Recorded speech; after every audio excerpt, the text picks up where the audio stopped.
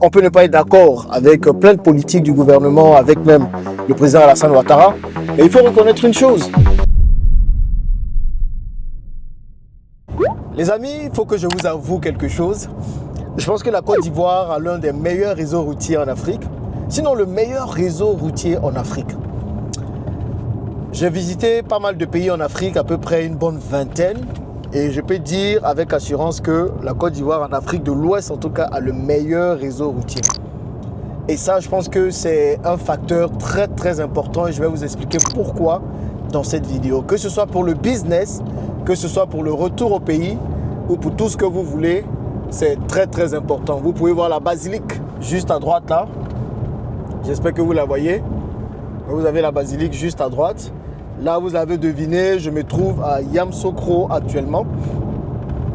Donc, fait très marquant, je vous disais hier que je partais à Daloa. Je suis arrivé hier soir. Là, nous sommes déjà en train de repartir. Et voilà la basilique qui est bien visible. De l'autre côté. Est-ce qu'on peut rapprocher? Bon, écoutez, voilà, on arrive à la voir très bien d'ici. Donc, nous sommes en train de faire un petit passage par Yamoussoukro pour retourner sur Abidjan. On a quitté Daloa à 16h30. Il est 18h. Daloa, Yamoussoukro, c'est à peu près 130 km ou même 140 km, dépendamment d'où on part à Daloa. Et on a fait 130 et 140 km en 1h30. Avec une vitesse maximale quand même de 80 km/h. Donc 1h30, 80 km/h. Avant, il fallait 4 à 5 heures de temps pour faire Daloa Yamoussoukro. Et là, on va faire Yamoussoukro Abidjan en 3 heures, à tout casser, 3 heures maximum. Sinon 2h30 si on arrive à aller plus vite. Les amis, comprenez qu'aujourd'hui, la Côte d'Ivoire n'a rien à envier à d'autres pays de l'Occident. En termes d'infrastructure, en tout cas, je pense qu'on est bon et on peut s'enorgueillir. Voilà, on peut s'enorgueillir. Comprenez une chose, pour tous ceux qui disent « ouais, c'est tout ça là, c'est bien, mais on ne mange pas goudron », mais c'est goudron qui peut vous donner à manger. Parce qu'on néglige énormément toutes ces infrastructures, tout ce que le gouvernement actuel fait. Je ne suis pas du gouvernement, je ne suis partisan d'aucun gouvernement. Mais je pense qu'on peut ne pas être d'accord avec plein de politiques du gouvernement, avec même le président Alassane Ouattara. Mais il faut reconnaître une chose, c'est qu'en termes d'infrastructure, quand même, ils ont essayé de donner le maximum d'eux-mêmes pour apporter des choses. Certains vont me dire, oui, on s'est endetté à fond, la Côte d'Ivoire est hyper endettée actuellement à cause de tout ça. Oui, ils se sont mis de l'argent dans la poche, plusieurs le diront. Mais je pense qu'il faut aussi reconnaître le bien fondé de tout ça. Parce que les infrastructures, pour le développement, c'est très important. Nous sommes les premiers à aimer les pays européens, les pays occidentaux, que ce soit les États-Unis, la France, la Belgique, l'Italie et tout. Et même la Chine et tout, on dit oui, les infrastructures sont bien. Quand tu pars là-bas, les routes sont super bien également et tout. Mais comprenez, pourquoi on est d'accord, on est content que les routes soient bien de l'autre côté. Et quand on nous fait des routes ici, dans notre pays en Afrique, on dit ouais, mais on ne mange pas goudron, on n'a qu'à nous donner à manger pour qu'on ne trouve pas du travail pour les jeunes et puis on va construire les routes. Mais sachez que les infrastructures, c'est le B.A.-ba du développement, c'est le début. Aujourd'hui, par exemple, nous avons des routes. Moi, qui suis businessman, je vois le bien fondé de tout ça. Plusieurs raisons. Les routes sont fondamentales parce que les routes permettent tout simplement de relier les zones rurales aux zones urbaines. Aujourd'hui, quelqu'un, je le disais déjà, peut vivre à Yamoussoukro et partir à Abidjan et revenir. Quelqu'un peut vivre à Daloa et facilement partir et revenir. Nous, on a quitté Abidjan hier à 6 heures. On est en train de repartir à Abidjan maintenant. Il est 18 heures. Je vous assure, je ne sens pas trop de fatigue. Pourtant, j'ai fait pas mal de choses. À Daloa, j'ai fait pas mal de choses à Yamoussoukro. J'ai très peu dormi. Mais parce que les routes sont bonnes, parce que les routes sont confortables, les gars, on est content, vous comprenez. Et quand je vous dis que les routes sont bonnes, là, on a roulé depuis des kilomètres et des kilomètres. Abidjan, Daloa, c'est 400 km. Il n'y a même pas de nid de poule. Regardez les voies à Yamoussoukro. Regardez les voies à Yamoussoukro. Et ces voies ont été construites depuis longtemps parce que le président Houphouët-Boigny voulait transférer tout simplement la capitale ici. Et Yamoussoukro, la capitale politique, ça n'a pas été vraiment fait, mais en tout cas, les voies servent. Et ça, ce sont des voies qui vous attendent ici. Moi qui suis businessman, je le vois aussi dans tout ce qui est VTC. Dans le business de VTC, aujourd'hui en Côte d'Ivoire, on arrive à vraiment réussir dans le business de VTC. Pourquoi? Mais parce que les routes sont bonnes. Parce que les routes sont bonnes. parce que les routes sont de bonne qualité. Donc, je comprends quand je parle de business de taxi, de business de VTC, il y a certains ressortissants de certains pays d'Afrique qui disent « Mais oui, mais ça, ce n'est pas un business pour l'Afrique. Est-ce que vous connaissez les conditions de nos routes? Mais est-ce que vous connaissez les conditions des routes en Côte d'Ivoire? » Je vais vous montrer un peu les routes, l'autoroute. On va faire un petit tour juste pour que vous puissiez voir. Mais comprenez que vraiment avoir toutes ces infrastructures, relier toutes les villes rurales, des villes urbaines, ça permet vraiment de commencer le développement. Aujourd'hui, grâce aux routes, on peut facilement créer de nouvelles écoles, on peut créer des hôpitaux, on peut créer des usines. Parce que s'il y a des usines qui n'ont pas de route, qu'est-ce qui va se passer? Je vous raconterai ce qui m'arrivait dans le négoce et depuis que les routes sont bonnes, je vous assure que je gagne un temps fou. En fait, les routes, la libre circulation des personnes et des biens est pour moi le début du développement. Si on arrive à circuler librement et si on arrive à faire circuler librement les marchandises, quand je dis librement, plus facilement, avec moins de complications, c'est déjà un début. Demain, si on fait une usine de noix de cajou, on va dire à Yamoussoukro, s'il faut prendre les marchandises et les emmener à Abidjan, c'est encore plus simple. Vous comprenez? Ça nous fait 2h30 au lieu de plus de temps auparavant. Moi, je fais du négoce de noix de cajou. Les noix de cajou, on part les prendre à Katiola, à Odiéné. Il faut les récupérer là-bas et il faut faire plusieurs kilomètres pour venir à Abidjan. Parfois, avant, c'était des nuits, des journées complètes que les chauffeurs devaient passer sur les routes. Mais aujourd'hui, ils peuvent vous faire même 2 voyages en une journée. On gagne un temps fou à réellement utiliser les bonnes routes que nous avons aujourd'hui. Donc, pour plusieurs choses, pour plusieurs raisons, c'est important de reconnaître quand même les efforts que le gouvernement actuel fait pour tout ce qui est infrastructure. Les amis, c'est vraiment, vraiment important.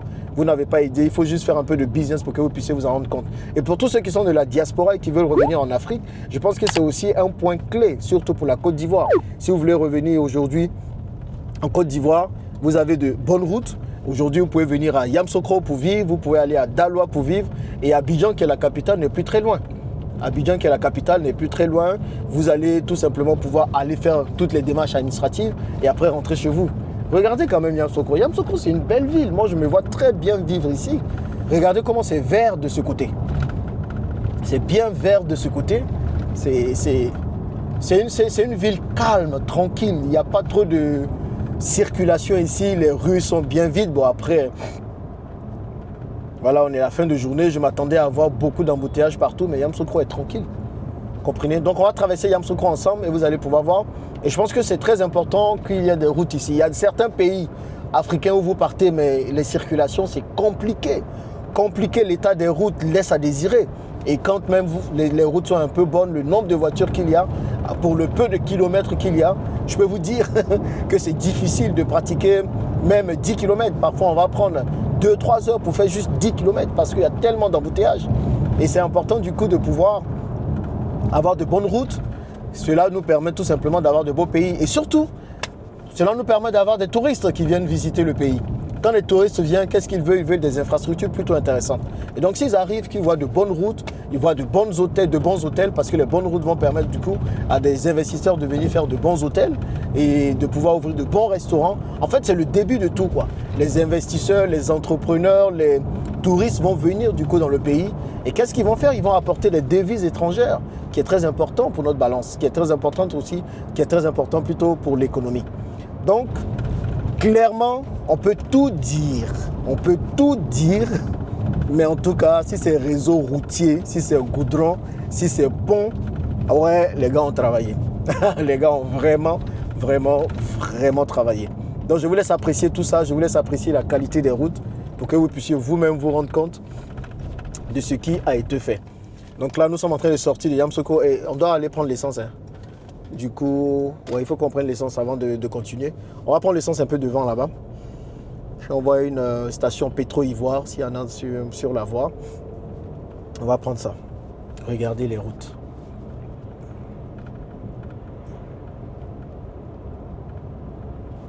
Non, c'est vraiment, vraiment, vraiment cool.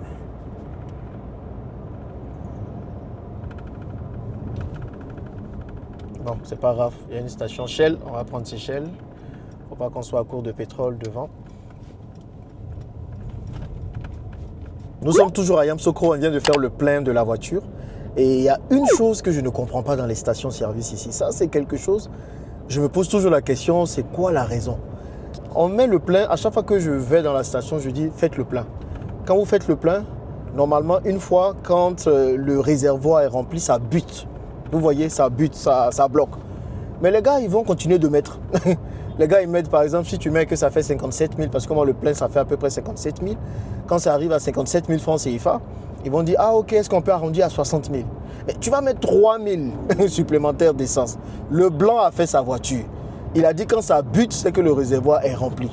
Mais nous, on veut forcer tout le temps. Non, il faut arrondir à 60 000. Non, il faut arrondir à ci, il faut arrondir à ça. Et du coup, ça gâte les réservoirs, l'essence coule de partout. Je ne comprends pas cette mentalité-là. Mais pourquoi arrondir, arrondir? Quand ça bute, ça veut dire que ça a buté. Hein, c'est fini. Il ne faut plus mettre d'essence. Ok? Et donc, je ne comprends pas pourquoi vous insistez pour mettre l'essence. S'il vous plaît, n'insistez pas. Une fois que c'est bon, c'est fini. Bon, je vous montre encore la ville de Yamoussoukro le soir. Que vous puissiez voir un peu à quoi ça ressemble. Donc, tous mes gars de la diaspora, si vous avez un budget serré, si c'est compliqué un peu, si vous hésitez de revenir en Afrique parce que vous vous dites que vous ne pouvez pas vivre à Abidjan par exemple, pour tous les Ivoiriens qui veulent revenir à Abidjan, qui veulent revenir vivre en Côte d'Ivoire, les gars, laissez Abidjan un peu, vivez un peu à l'intérieur du pays. Il y a de belles choses, ok? Il y a de belles infrastructures pour ceux qui ne sont pas venus depuis longtemps. Franchement, je peux vous dire que la Côte d'Ivoire il y a 10 ans, il y a 20 ans, il y a 30 ans, ce n'est plus du tout la même chose. Les choses ont beaucoup évolué. Ok, vous pouvez venir, vous vous installer dans une petite ville de l'intérieur, vous faites votre business, si ça vous intéresse, je peux vous dire les business à faire dans les villes de l'intérieur. Et puis vous vivez tranquillement. Vous avez besoin d'aller à Abidjan, vous prenez votre voiture, vous prenez les transports, vous allez à Abidjan, vous revenez. Ok? Vous revenez, vous allez voir l'autoroute, comment c'est. Franchement, rien à dire. Et la qualité des routes que vous voyez maintenant, c'est la même chose. On quitte à Abidjan jusqu'à Ferkessé-Degout dans le nord de la Côte d'Ivoire. C'est quoi? C'est à peu près 700-800 km, je ne sais pas. Mais ça tourne autour de ça, peut-être même un peu plus. Les routes sont goudronnées. Franchement, du bitume partout. Vous prenez jusqu'à Odiéné, jusqu'à Bundiali, jusqu'à Korogo. Et Korogo même, peut-être qu'on va y aller ensemble. C'est une très belle ville, Korogo. Franchement, j'aime comment elle est un peu surélevée, tous les plateaux, les petites montagnes et tout. Korogo, c'est bien joli. Donc, les Ivoiriens qui ne veulent pas venir en Côte d'Ivoire, vous n'avez pas d'alibi. Vous n'avez aucun alibi. Cherchez l'argent, travaillez, et puis venez, le pays vous attend. Le pays vous attend. Si nos gouvernements ne mettent rien en place pour votre retour, nous-mêmes, on va s'organiser et puis on va revenir et puis on va faire les choses. Moi, ça fait 4 ans que je suis revenu et je peux vous dire que franchement, je ne regrette pas du tout d'être rentré en Côte d'Ivoire. Ça se sent même, ça se voit sur moi. Je ne regrette pas. Donc, pensez aux villes de l'intérieur. N'allez pas vous emmerder dans les villes, dans les capitales. Ça, c'est pour tous les Africains. Il y a plusieurs villes de l'intérieur, surtout quand on a un réseau routier intéressant. Ça peut être intéressant. Voilà. Bref, voilà ce que je voulais vous partager ce matin. Vous voyez, je ne vous ai pas insulté.